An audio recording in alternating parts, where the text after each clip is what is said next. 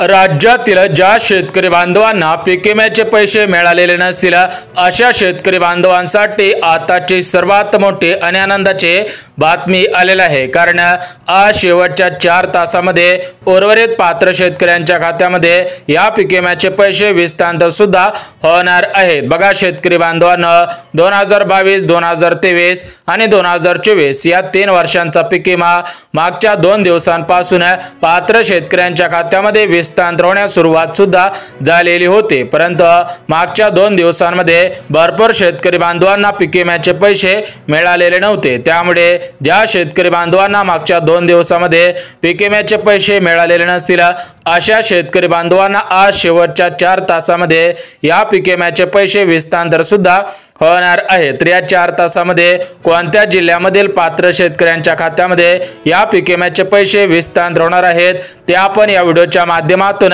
पाहणार आहोत। त्यामुळे जर तुम्ही पीक विम्याचे लाभार्थी असणारे शेतकरी बांधव असाल तर हा व्हिडिओ शेवटपर्यंत पहा, जेणेकरून तुम्हाला सुद्धा समजून जाईल की तुमच्या जिल्ह्यामध्ये आज पीक विम्याचे पैसे सोडण्यात आलेले आहेत का। तर बघा शेतकरी बांधवांनो, राज्यातील भरपूर शेतकरी बांधवांना मागच्या 2 दिवसांमध्ये पीक विम्याचे पैसे मिळालेले आहेत। म्हणजेच कापूस पिकासाठी 50,000 रुपयापर्यंत 3 वर्षांचा पीक विमा मिळालेला आहे। सोयाबीन पिकासाठी 45,000 रुपयापर्यंत 3 वर्षाचा पीक विमा मिळालेला आहे। त्यासोबत तूर असेल, मूग असेल, भुईमुग असेल, म्हणजे टोटल मिळून 60 पिकांच्या पिकांसाठी हा पीक विमा वाटप सुद्धा होत आहे। बघा शेतकरी बांधवांनो, तुमचं या 60 पिकांपैकी कोणत्याही पिकाचं नुकसान झालेलं असेल तर ते नुकसान 2022, 2023 आणि 2024 या प्रमुख 3 वर्षांच्या कालावधीमध्ये झालेलं असावं तरच तुम्हाला मागील 3 वर्षांचा पीक विमा वाटप होणार आहे। अन्यथा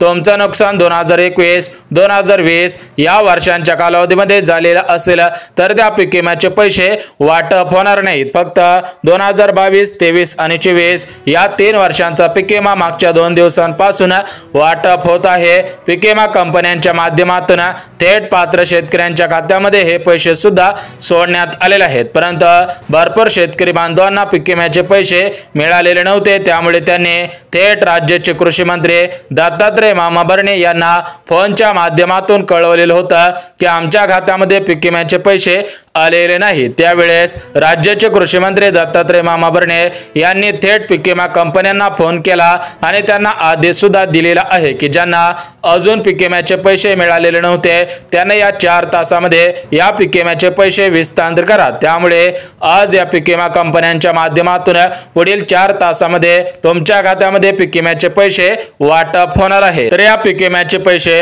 आज कोणत्या जिल्ह्यांमध्ये विस्तार होणार आहेत, म्हणजे जे उर्वरित 4 तास राहिलेले आहेत तर या 4 तासांमध्ये कोणत्या जिल्ह्यामधील पात्र शेतकऱ्यांच्या खात्यामध्ये पीक विम्याचे पैसे येणार आहेत त्या जिल्ह्यांची यादी सुद्धा वाचून दाखवतो। परंतु शेतकरी बांधवांना एक गोष्ट लक्षात घ्यायची आहे की सरसकट सर्व शेतकरी बांधवांना समान पीक विमा मिळणार नाही। म्हणजेच ज्या शेतकरी बांधवांचं जास्त नुकसान झालेलं असेल त्यांना जास्त पीक विमा मिळणार आहे, परंतु ज्यांचं नुकसान कमी झालेलं असेल त्यांना कमी पीक विमा वाटप सुद्धा होणार आहे। बघा शेतकऱ्यांना बँक खातं तपासायचं आहे, कारण पीक विम्याचे पैसे मागच्या 2 ते 3 मिनिटांपासून विस्तार होण्यास सुरुवात सुद्धा झालेली आहे। बघा हा व्हिडिओ बनवता आपल्याकडे मेसेज सुद्धा आलेले आहेत। भरपूर शेतकरी बांधवांना पैसे येण्यास सुरुवात सुद्धा झालेली आहे। तुम्हाला व्हिडिओच्या माध्यमातून स्क्रीनशॉट सुद्धा दाखवणार आहे, जेणेकरून तुम्हाला सुद्धा पुरावा मिळून जाईल, तुमच्या मनामधील सर्व शंका दूर सुद्धा होऊन जातील। बघा शेतकरी बांधवांना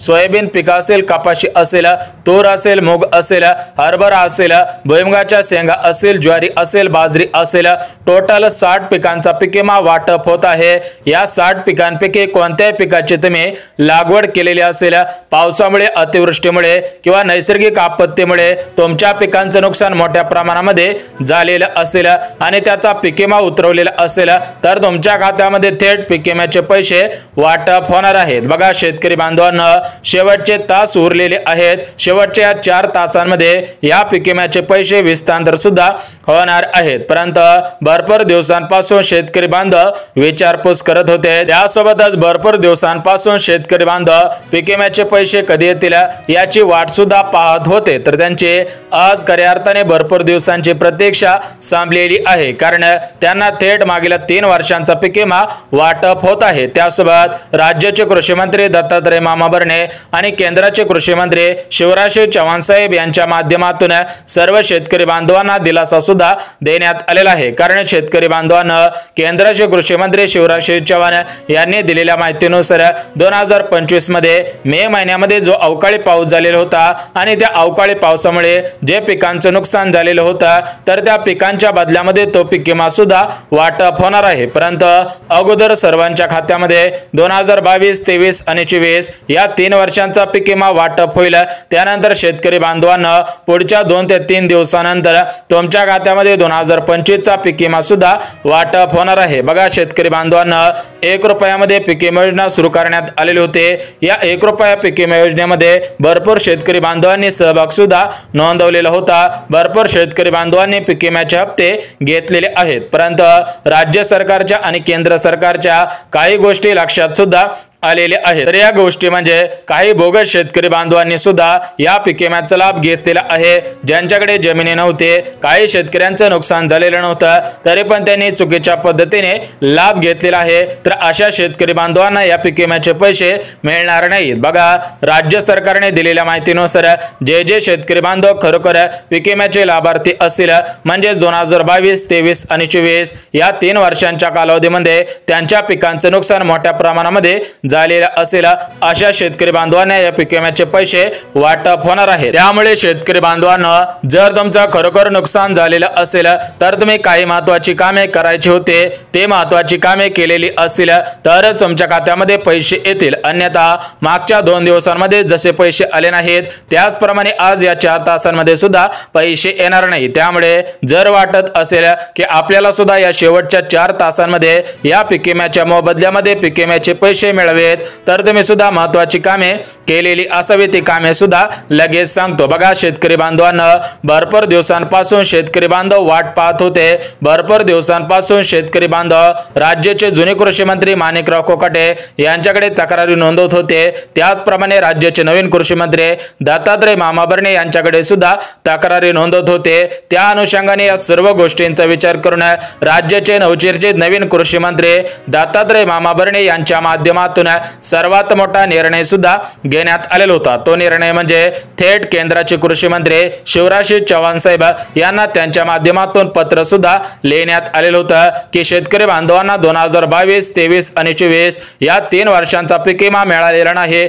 तर त्यांच्या खात्यामध्ये लवकरात लवकर पीक विम्याचे पैसे हस्तांतर करा। त्यामुळे राज्याचे कृषी मंत्री दत्तात्रय मामा भरणे यांनी केलेल्या प्रयत्नामुळे शेतकऱ्यांना आज या पीक विम्याचे पैसे हस्तांतर सुद्धा होतच आहेत। बघा शेतकरी बांधवांना मागच्या 4 ते 5 दिवसांपूर्वी केंद्राचे कृषी मंत्री शिवराज चव्हाण साहेब यांच्या माध्यमातून पीक विमा कंपन्यांना तातडीची सूचना दिलेली होती की लवकरात लवकर शेतकऱ्यांच्या खात्यामध्ये या पीक विम्याचे पैसे हस्तांतर करा। त्याचप्रमाणे महाराष्ट्र राज्याचे कृषी मंत्री दत्तात्रय मामा भरणे यांच्या माध्यमातून सुद्धा या पीक विमा कंपन्यांना अर्जंट सूचना, तातडीची सूचना देण्यात आलेली होते की लवकरात लवकर शेतकऱ्यांच्या खात्यामध्ये या पीक विम्याचे पैसे हस्तांतर करा, अन्यथा जर तुम्ही उशीर केला तर तुम्हाला त्याचे 12% व्याजदराने पैसे हस्तांतर करावे लागतील। त्यामुळे या पीक विमा कंपन्यांनी व्याजदर वाचवण्यासाठी थेट शेतकऱ्यांच्या खात्यामध्ये पीक विम्याचे पैसे मागच्या 4 ते 5 दिवसांपासून हस्तांतर करण्यास सुरुवात सुद्धा केलेली होती। बघा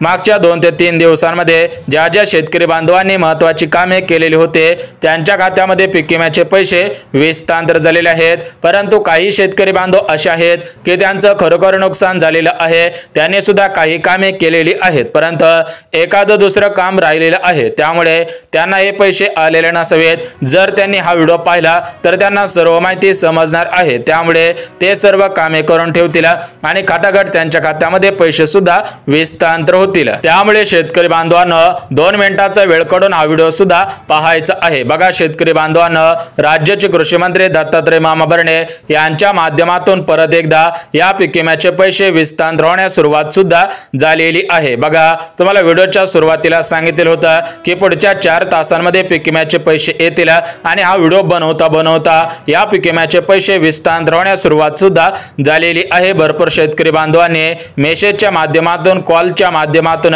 व्हॉट्सअप वरती सुद्धा सांगितले आहे। त्यामुळे शेतकरी बांधवांनो आज प्रतीक्षा संपणार आहे। उर्वरित शेतकऱ्यांच्या खात्यामध्ये या शेवटच्या 4 तासांमध्ये पीक विम्याचे पैसे वाटप होणार आहे। त्यामुळे कोणत्याही शेतकरी बांधवांनी काळजी सुद्धा करायची नाही। बघा शेतकरी बांधवांनो, आता आपण थेट जिल्ह्यांची यादी वाचून दाखवत आहे, त्यासोबतच बँकांची यादी वाचून सुद्धा दाखवत आहे। परंतु राज्यातील सर्व शेतकरी बांधवांनी काही महत्त्वाची कामे करायची होते, ते कामे केलेली आहेत का हे पाहणं सुद्धा गरजेचं आहे। जर तुम्ही महत्त्वाची कामे केलेली असतील किंवा हा व्हिडिओ पाहिल्यानंतर करताल तर तुमच्या खात्यामध्ये लगेच पैसे हस्तांतर सुद्धा होणार आहे। तर बघा शेतकरी बांधवांनो, तुम्हाला जिल्ह्यांची यादी आणि बँकांची यादी वाचून सुद्धा दाखवणार आहे। परंतु जी महत्त्वाची कामे करायची आहेत ती कामे लगेच सांगतो, जेणेकरून तुम्ही लवकरात लवकर कराल आणि या ठिकाणी पीक विम्याचे पैसे हस्तांतर सुद्धा होणार आहेत। बघा शेतकरी बांधवांनो, तुम्हाला सुद्धा माहिती असेल की नमोचा हप्ता, पीएमचा हप्ता आणि सरकारी योजनांचे पैसे